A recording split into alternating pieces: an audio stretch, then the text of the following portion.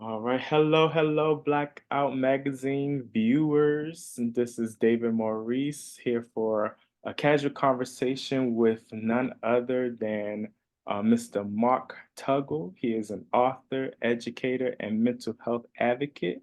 So I'll turn it over to him, let him to allow him to give us a little background of who he is. So, Mr. Mark, tell us a little bit about yourself. Well, first of all, David, it's an honor and a privilege to meet you and to be a part of the Blackout uh, community now. So I appreciate the representation. My name is Mark Tuggle. As you said, I'm an author, educator, and mental health advocate. I have other credentials. Okay. Yeah, I consider myself to be somewhat of a Renaissance man. Um, Oh. but also, personally, I'm 63. I self-identify as same-gender loving, Mhm. single, no kids. I live alone. I live in Harlem, the village of Harlem. Um, and I'm very passionate about mental health. I found my niche. So I have a book. Dun, dun, dun, dun, here's my book. The name of my book is Cultural Silence and Wounded Souls, Black Men Speak About Mental Health. Okay. Yeah, so book is on Amazon. It's out in the world. It's an intergenerational anthology, and there are 30 men from different backgrounds who talk about their personal experiences and professional views on a taboo subject. Okay. And I Nice. wanted to be very intentional about the book in terms of the human spectrum of manhood. So Mm. out of the 30 contributors, 10 of them self-identify as either bisexual, gay, queer, or same-gender loving. All right. Okay. Nice. All right. So have you been interviewed before? Do you have any? I've done a dozen podcasts in the last year or so. Okay. In Okay. Atlanta, Boston, LA, New York, DC, Canada, South Africa, United Kingdom. All right. Oh, Yeah, okay. yeah, I'm blowing up. I'm blowing up. Okay. Okay, sir. Yo, David, this book has changed my life. Ah. I've met people from around the world that I would not have met had I not done this book. And Mhm. mental health is trending north. Yeah. More and more brothers are finally becoming more and more open and transparent about their mental health challenges, whatever they may be. Absolutely. Yeah. And so I just think that the time is right. 20 years ago, we weren't talking about mental health the way we are now. Yeah. You're right.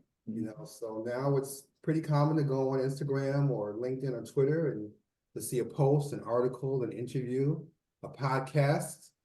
Mm-hmm. So it's there's still taboo, there's still the stigma, but I'm just trying to do my part, David. Gotcha. Yeah. I got it. I got it. So, so with your book, what was I guess, the catalyst, or what brought it about? What inspired you to write this book? Well, I was clinically diagnosed with anxiety and depression 29 years ago.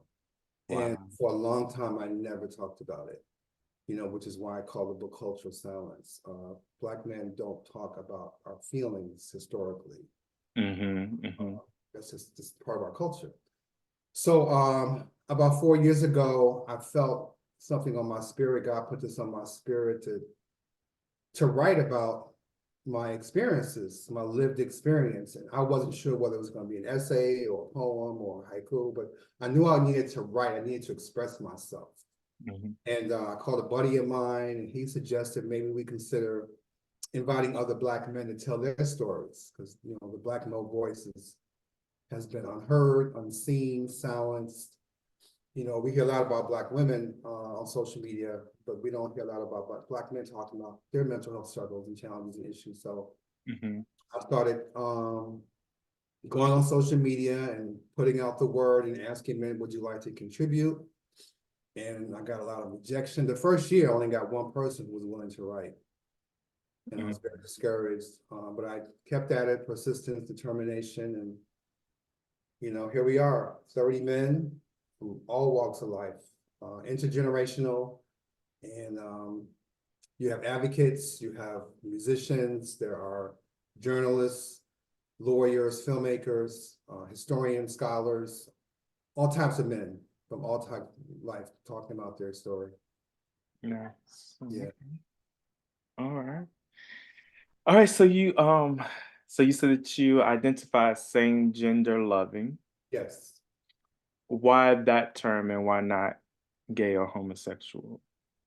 Well, I value the spiritual principle of Kwanzaa. And the second principle of Kwanzaa is Kudi Chagulia, which means self-determination. So instead of being defined, named, spoken for, and created for by others, I define myself, I name myself, I create for myself, and I speak for myself. So the term same-gender loving was created in 1989 to resonate with the uniqueness of Black life and culture. So that's important to me, with the focus on love. I Mhm. have to learn how to love myself, right? So to me, that's important. There's so many ways to identify yourselves, Mhm. but as James Baldwin says, you don't tell me, I tell you, right? So I think, David, the most important letter in the word I, in the word identity is I.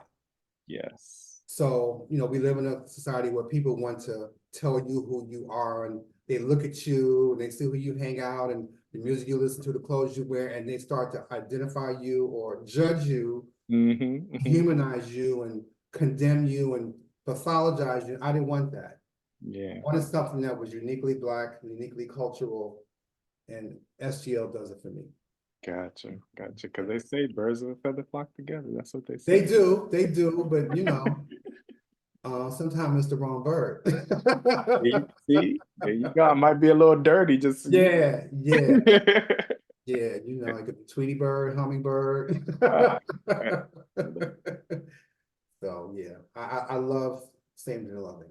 It okay. fits me, and everyone has their own. Some people don't identify as at all. They don't have to, You're right. you know. You're right. Yeah, that So is all right. yeah. All right. So you're 63 years old. Yes, August 6, 1960. I got a baby face. All right, nothing wrong with that. Black don't crack, and Yeah, I'm trying to get yeah, there too. I'm yeah. only 40, so Okay, okay. trying to get there, But Yeah. but so tell us about your well, I'm not you haven't disclosed it, but I guess I'm the only person that know right now. But share with us your experience with HIV. Okay. I was diagnosed December 19th, 1994. Okay.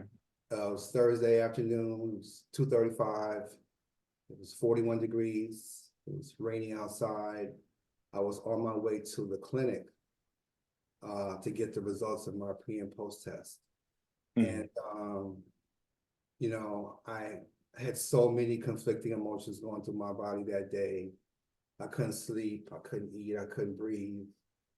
I just knew it was like doomsday, and I remember going into the clinic and I knocked on the counselor's door and she opened the door, but she didn't close the door, which I thought was kind of odd because Mm. of confidentiality, privacy, Mhm, mhm. but she kept the door open. I sat down and then she started asking me a bunch of questions like, have you talked to your family? Does anyone know you're here? I mean, she was nervous. I can sense her nerves, which made me feel full of anxiety. And then she pulled out an envelope and then she put out a piece of paper and she moved her hand away, right? She didn't say you're HIV positive.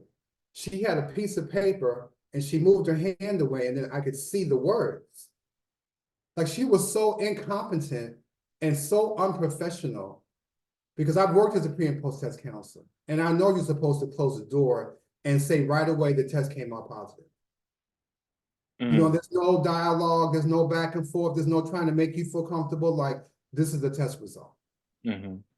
She didn't do none of that. Wow. So I'm sitting there shell shocked. Can't believe what happened. I know I'm going to die. I just know I'm going to die. This is 1994, right? And I Mm. had a partner in 87 who was diagnosed with HIV. And back then, the doctor would tell you you had 6 months to live. Wow. I actually wrote a film. It's called 6 Months to Live. It's the screenplay. So that changed my whole life, and I had a friend who suggested that I join an HIV positive support group, which I did. Mm-hmm. She suggested I get a holistic health practitioner that I did. And then she said, Mark, I suggest you seek out a therapist. And I thought therapy was for rich, crazy white people. Didn't we all? Didn't You we know all? what I mean? So, but then, I thought about it, I prayed on it, and I was like, well, Mark, you're not rich and you're not white, but every now and then you can be a little cray-cray. You can be a little cray-cray, you know what I'm saying? And you probably need somebody to talk to. Yeah, yeah. And so that began my journey. And for 7 years, I didn't take any medication. Today, my viral is undetectable. Nice. I take one pill a day. I'm Okay. asymptomatic. I've never been hospitalized because of HIV. Right. I've written about HIV. So what I'm telling you is not breaking news. I used to write for Paz Magazine. I had my own column at one point. Okay, okay. Yeah, so, but it's been a journey because I've lost people along the way, and Mm-hmm. my T cells dropped to 57, and so I've had my challenges, and just the depression that came with it, Mm-hmm. the uncertainty, the fear, the hysteria, the paranoia, the shame, Yeah.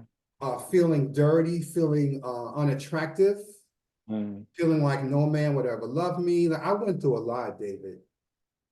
And it's crazy because now we don't talk about HIV the way we used to. No, we don't. You know what I mean? It used to be that was the new every single day that was, people were protesting and you had ACT UP and Housing Works and this and that. And now it's like we went from HIV to like, mass incarceration and prison justice and COVID. You know what I mean? Mm-hmm. HIV used to dominate the news. Yeah. People have gotten better. People are taking medication. People are going to therapy. People are taking vitamins. People are going to the gym. HIV actually changed my life in a good way. It really helped me to look on the inside to see, what was causing me to feel so bitter and so unhappy. And, it really made me take a look at who I was on the inside. So All it's right. been quite a journey. I won't say it was a blessing in disguise, Mm. but I mean, you use the word catalyst, and that's a good word because it was a catalyst for change. Nice. Yeah, it was definitely a catalyst for change. It really made me take a look at what I believed in, what I value, and to have some new goals and new interests and new passions. I mean, without HIV, I wouldn't have been able to do this book Yeah. because I would never have been able to tell the truth about who I really am as a person. Nice. Because when you walk down the street, people don't really No, they you. don't know what you're going through. Yeah. You know what I mean? Mm. Even Will Smith, when Will Smith, he was interviewed by Trevor Noah Yeah. months after the slap. And he said he knew he was wrong, but he said that day he was going through something Mm. and he was triggered. Mm-hmm. Because what's his wife, Jada, Yes. she gave him that look. Mm-hmm. But Chris made the joke, she gave him that look, and then he got up and that's not who Will is. Right. That's not, he was totally out of character. Mm. So you just never know what somebody's going through. Yeah, absolutely. Thank God I have a community of love and support to feed my spirit and people who accept me for who I am. And I've learned to do the same thing for myself. And then to give it back to other people is the blessing as well. Nice. Yeah. So with you bringing about community, how important has your community been during these years? It's been instrumental to have people who are compassionate, people who have empathy, people who are understanding, people who are non-judgmental, people who are also HIV positive. Mhm. I've got so many friends. At one point, me and my buddy, we was calling the VH1 Club. If you take HIV, you turn around, you get Right, VH1. right, right, right. Are you part of the club? Because we just know so many people. You know Mhm. what I mean? And so, and then I know people who don't take medication. Mm, You know, medication is not one size fits all. It's not for everybody. yeah, Um, and then some of the medication was actually worse than the HIV. yeah, I had a you're, friend who was taking Crixivan, his stomach blew up, his legs blew up. The side effects can be horrible. yeah. The drugs, they didn't know what they were doing. A lot of the clinical trials were not for Black people. Mm-hmm. You know what I'm saying? So, but I have a community of people men and women from all walks of life that I can talk to when I need to talk to about what's going on with me in terms of my HIV, and you know, we support each other, we love each other, we care for each other, we listen, you know, and that's a blessing. I know everyone does not have that. Yeah, Some people are living in denial. Some yeah. people are living in isolation. Some people are antisocial. Some people haven't told anybody. Mm-hmm. I have a large family. I had to get on the plane to go to Chicago and sit down with my family one by one. And my therapist walked me through that process. How do I sit down one by one and talk to my brother, my sister, my mother, my father? And I got completely different reactions from everybody. Mm-hmm. But I was prepared. Therapy really prepared me to have that dialogue, that conversation. I need to tell my family first before I can be public with my friends and, you know, so forth and so on. Yeah, And then you go on a date, like, when do you disclose? Do you yeah, disclose? You know that's what I it. mean? Like, all those kind of issues, like, when is the right time? When's the right place? Is Mm, it necessary? mm, Right? If I'm not gonna see you again, I don't need to tell you I'm HIV positive. mm. I I'm get it. not putting you at risk. And then because my viral is undetectable, I can't give it to you anyway. Mm, So, but this all that anxiety and uncertainty was, you know, it was a lot. mm. But and this is why it's important to have community to talk about how you feel, Yeah, because feelings are not facts, that's right? it. Mm-hmm. So, but I didn't know that. Mm-hmm. So I'm walking around all these feelings, and I'm thinking, oh, I'm an emotional person. Like, no, you just have emotions inside of you. Yeah, You got to find some type of resolution. So yeah. having community, David, is really important. Great, great. All right. So, is there anything up next for cultural silence or Well, yeah, actually, Saturday, thank you for asking. I just started a weekly live call and talk radio show.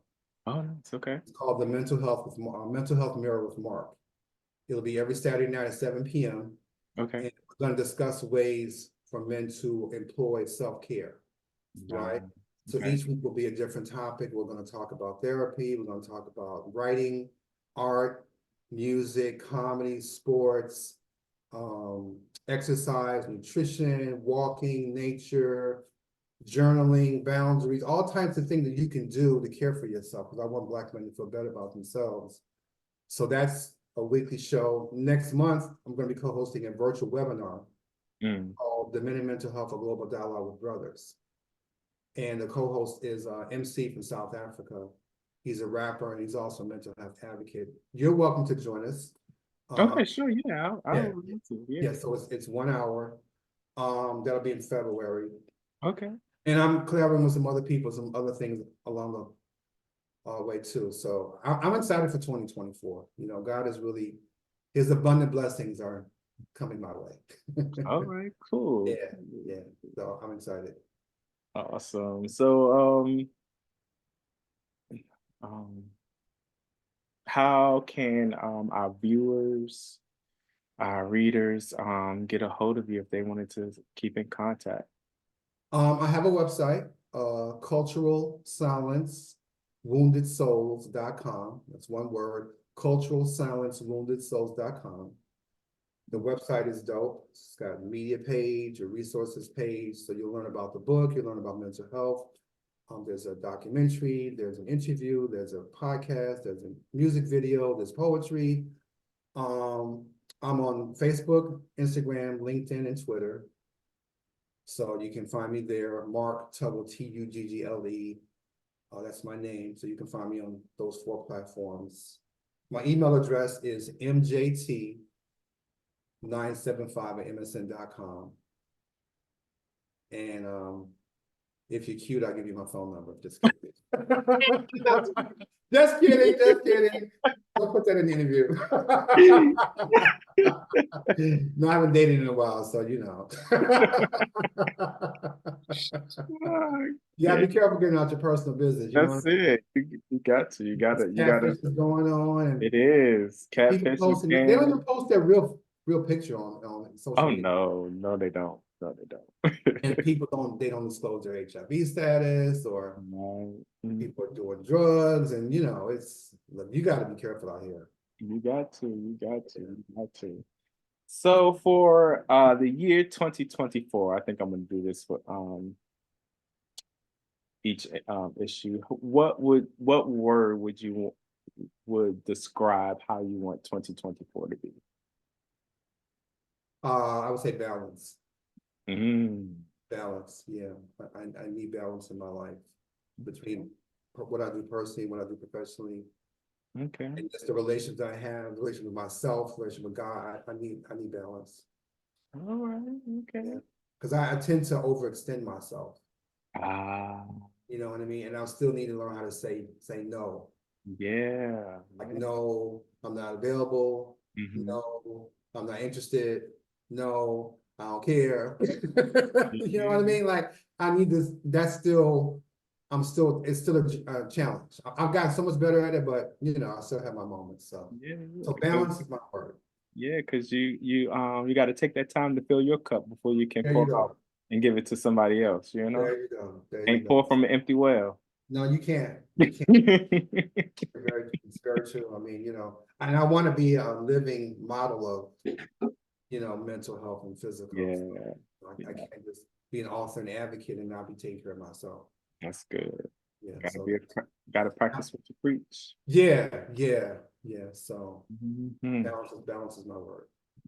All right, Mr. Mark, this was great. A little quick little interview, but Yeah. it's been a pleasure. I do look forward to getting onto your platform to um participate in that. I'm looking forward to that. Yeah, yeah. And also, David, if you're interested, we're having an essay contest Okay. for the webinar. The essay contest is we're asking men to write an essay about their personal journey with mental health, whatever Mhm. that means to them, in 1,000 words or less. The deadline is January 27th, and we're giving away copies of my book and some other free merchandise. Okay, perfect. I'll make sure that that gets in the magazine, and I'll probably write an essay myself. You never Yeah, know. do your thing, do your thing. We'd love to hear what you have to share. Okay, okay. Well, it's been a pleasure, sir. Don't want to hold up the rest of your Sunday. And Monday, sorry. It's Yeah, Martin Luther King Jr. holiday. I know it always feels weird because didn't they have on another day at one point? Was it initially on his birthday? Yeah, yeah. And then every so often The it third falls, Monday. yeah, it falls on his birthday. Yeah, yeah. But Hmm. every year was different. Yeah. So and Hmm. it took them because I think they first started talking about it back in '86 or whatever. Hmm. But every state was not on board. Right. Hmm. South Carolina was the last state to say Yep. yes. Hmm. It's really We're sad. the last state to do anything. I know, I know. I mean, you got Christopher Columbus. You know what I'm saying? Why do we have Christopher Columbus Day, Christopher Right, Columbus Parade, Christopher Columbus High School? You know what I mean? right. He ain't discovered nothing. Right. And then It's like he's everywhere else has called that is now calling that day Indigenous People Day, indigenous and people that what I call it. Yeah, We're still calling it Columbus Day. it's crazy. I mean, that's like me saying I discovered Google, you know? And kids growing up believing it's like believing in Santa Claus. Hmm. It's Hmm. crazy, but that's only in America do you have these kind of days where people actually believe it's real. Yeah, It's real sad. yeah. Yeah. But we'll get it together one day. Yeah, yeah, yeah. Probably when we're not alive.